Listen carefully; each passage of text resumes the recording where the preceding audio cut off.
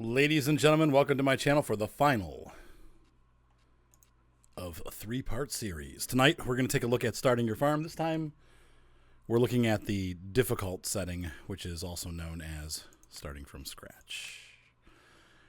Pretty much the same rules apply on starting from scratch as do from Farm Manager. If you haven't seen the Farm Manager video, you can watch that too.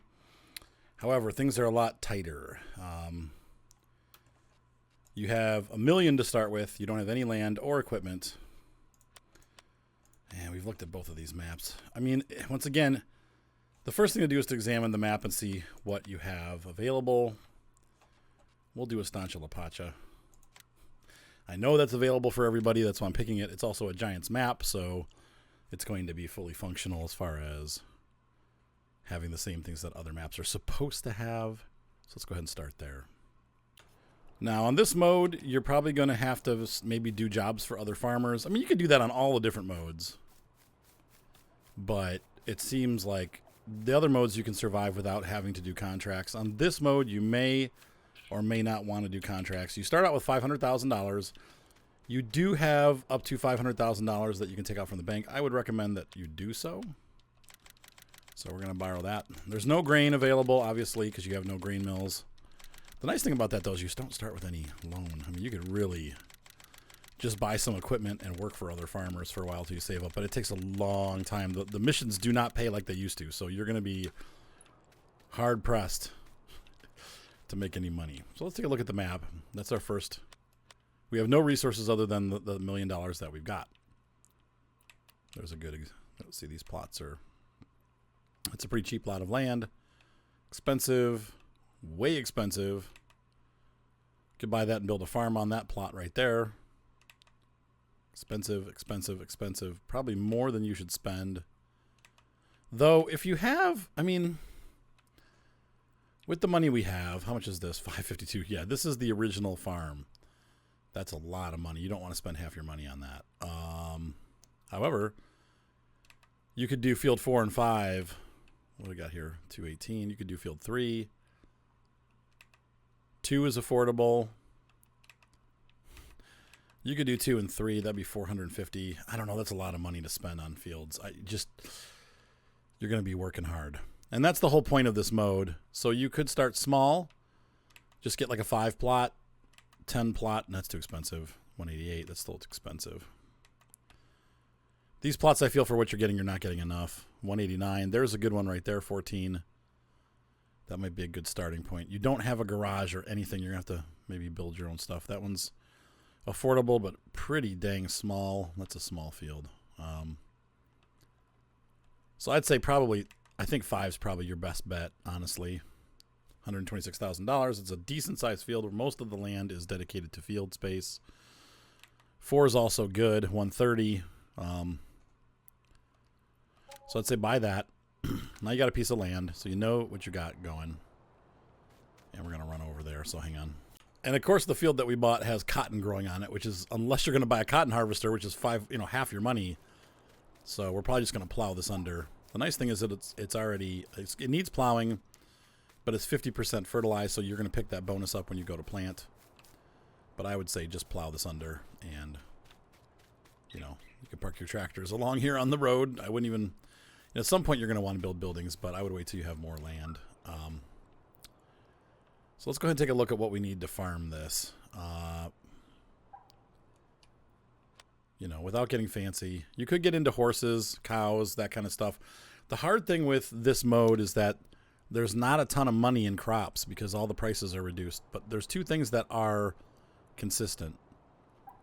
You could always, bale prices stay the same no matter what. So if we're looking at bale prices, let's take a look at the market. And the silage market is $385 at the barn. I think that's per ton. So you're going to get off of one of those Anderson bale trailers. Let's say you have 24 bales. You're looking at roughly about $1,000 a bale. And this price does not fluctuate. So here's what I would recommend. I would recommend that you do this. In your shop, you're going to pick a tractor. Need to get one that has both front and back hitches. and has a decent amount of horsepower. JCB would be a good one. John Deere 6R, the Puma, Fendt, Massey Ferguson. These are all good brands. These tractors down to the left are probably not good enough, though this would do for sure. In fact, I'm going to recommend this tractor because it's a good price. We're going to get the tractor, and we're going to put up just regular tires are fine. Going to go for the biggest engine that gives us 261 horsepower. That's $143,000. There we go. This is going to throw you off, but we need this. Now, in this case, this is the first time I'm going to recommend you buy this. And you're going to buy this unit here. And what we're going to do is we're going to plant grass, okay? So, once again, this is just my take on this thing. You guys can do whatever. If you want to do crops, you can do crops. If you want to try to do animals, you can do animals. I think bales are the best way to go. You're going to get the Pneumastar or Pneumatic Star. You can use this to weed. And you can also use it to plant grass. So you don't ever need to get a seeder. So we're going to buy that. And we're going to use this to seed that field with grass. Before we do that, though, we're going to have to rent a culti plow. So we'll get to that. We're buying the stuff first, so we need that. The next thing that we're going to need is a mowing setup. I would get a pair of mowers. We're going to get the NovaCat single mower and the NovaCat double mower. We're going to get a windrower. We're just going to, you could grab either the SR314 or the GA9531. I like this one better because it's short. It's easy to transport around because it folds up nice and neat, and it's not too obnoxiously long. So we got that. I would recommend that you also grab my brain. From the baling section, you're going to pick up the FBP 3135. So now we've got a wrapper to make silage bales. And the next step in the process is going to be to collect those bales and sell them to the place. This is the only time that I'm going to recommend DLCs and mods. I don't like to do that in my tutorials because I know people don't like to spend money or don't like to download mods in some cases. You have a wide variety of auto-loading trailers. These Flegels were great. I think also under baling technology, I'm positive that these auto-load.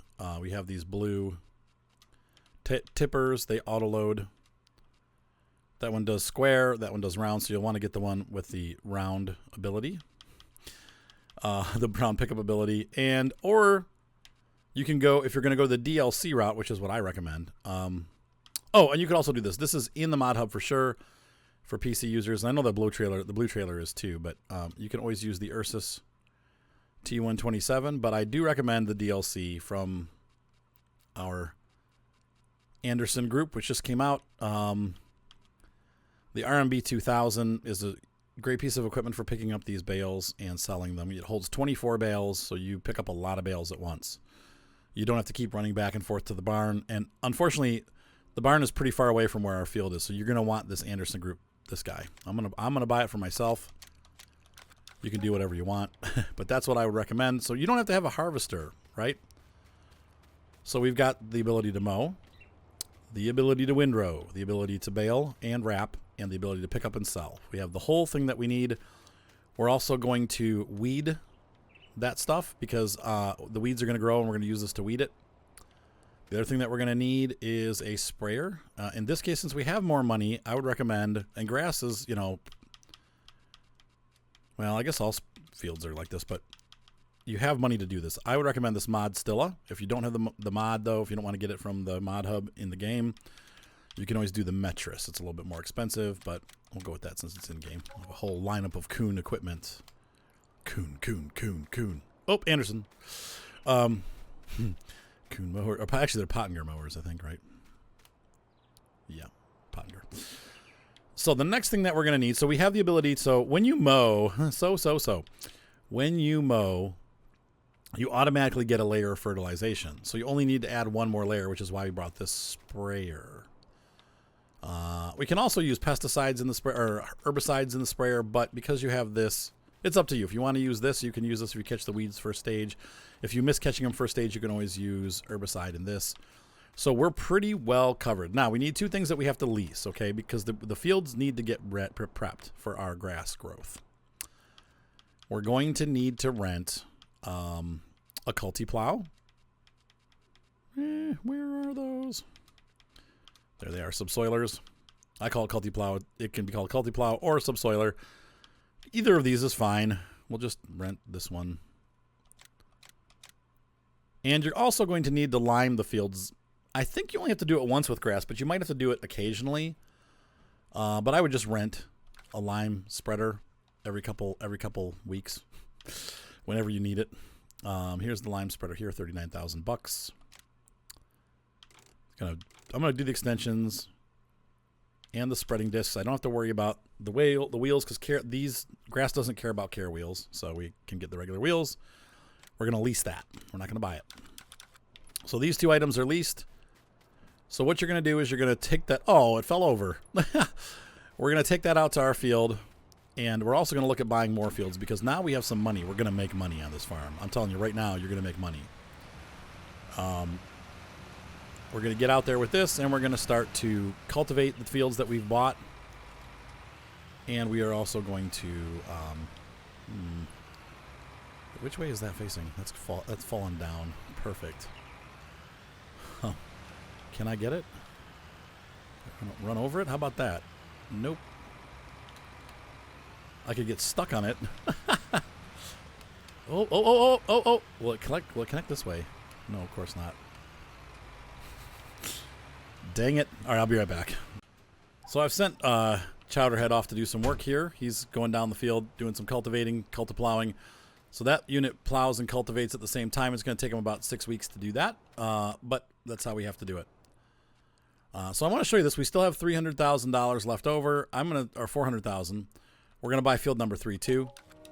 Now, you can either plow this under, but this is wheat. Or oats. You could sell this. You don't have to, I don't know. It's up to you. You're going to get back the cost of the harvester, but you don't have a tipper either, so you're going to have to rent a harvester. You're going to have to rent a tipper, or you could just plow it under and grow grass. It's up to you. We have $183,000 sitting in the bank.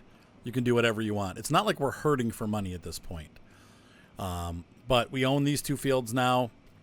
We're going to plant them both with grass. While that guy's doing the plowing, though, I would like to give you a little bit hints. Obviously, we need to have a couple more things on the farm, which we've gone over in the other videos.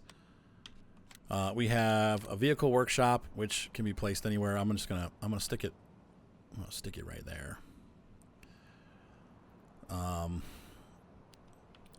Because you're gonna need it. So there's that.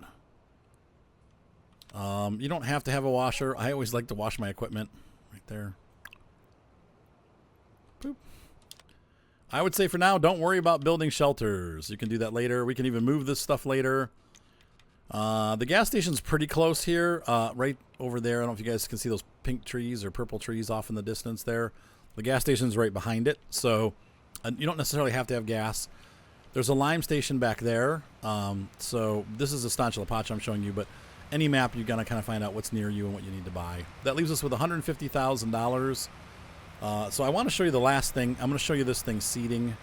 So we're going to grab this tractor. I'm going to head back to the shop. I'll be right back. Sometimes I catch myself. I realized you don't have any way to load anything on trailers or a trailer to pull.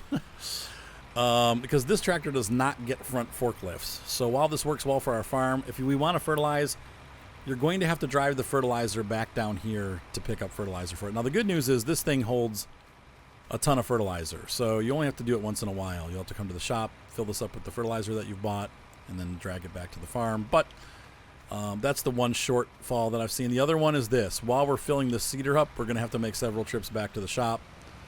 Though the grass goes a long way because grass seed is small, so you can fill this thing up with the 300 liters, and it lasts a long, long time. We're going to buy just one seed bag for now. That should do most of the field. Maybe 2 seed bags, but we're going to go find that seed bag over here. I did lease that Mahindra too, so we have $100 more than what? Really? So this is, once again, a weeder, but it has that extra seeding function, which makes it just a hair more valuable. And there we go. It's filling up. So I'm going to run this back. I've got that 300 seed in here, and I'm going to run back to where we were cultivating before, and we can use this to plant. So it's not only a weeder, but it's also a planter. Nice piece of equipment. So we're going to play make-believe for a minute. We're going to make believe that I completely finished this field with the Culti-Plow. I didn't, but we're going to pretend like I did. This is why I like using this rather than renting a seeder. Look how wide this is, and it plants the grass that we need, just like a seeder would. I'll turn it on, and we're going to run this. And it's running. I might get stuck on the Culti-Plow. You can see right there. Now, it's not going to, because I didn't Culti-Plow all the way, it's not going to overwrite the cotton over there. But if we did cultivate the field like we were supposed to, this is now grass. And you can see it's taking very little seed. Like I said, you might have to make a couple trips while you seed this, but it's going to go pretty fast because this is nice and wide.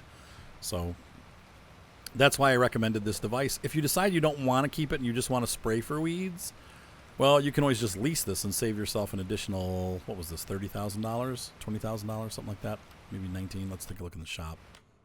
Okay, it was 18,000. So saves you like $1,000, I think it was to rent. Yeah.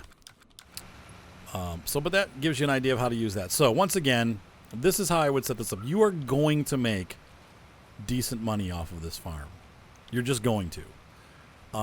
That's why I set it up this way. You don't. What makes it more viable than doing any other route is because you have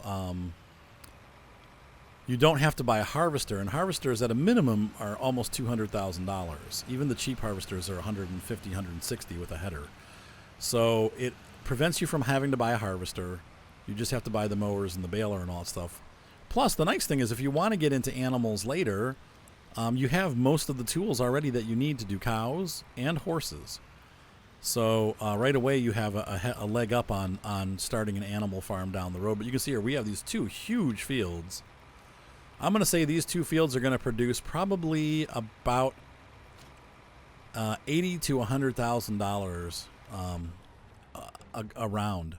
You're going to get bored of mowing grass, but you're going to make enough money to start buying other fields or saving up and buying a harvester and buying a field that you want to start doing regular plants on. But I would keep these fields grass and keep selling those bales because they're worth money. Plus, you're going to be able to use them to feed your cows, like I said before. So this is a good way to start the starting from scratch farm. You're going to make money. You're going to make money. So that's my recommendation for starting from scratch. But like I said, you can do it anyway. The great thing about Farm Sim 19 is that it allows you to pick any fields you want, to pick any equipment you want. It gives you enough money to have some fun and kind of play around and decide what you want without, I know you're going to make mistakes, but in general, you'll be able to hopefully make good decisions and get your farm started. But this is my recommendation for the starting from scratch. So hopefully that helps, guys. Have a great night. Be sure to subscribe, thumbs up, always help, and we'll see you next time on Farming Simulator 19.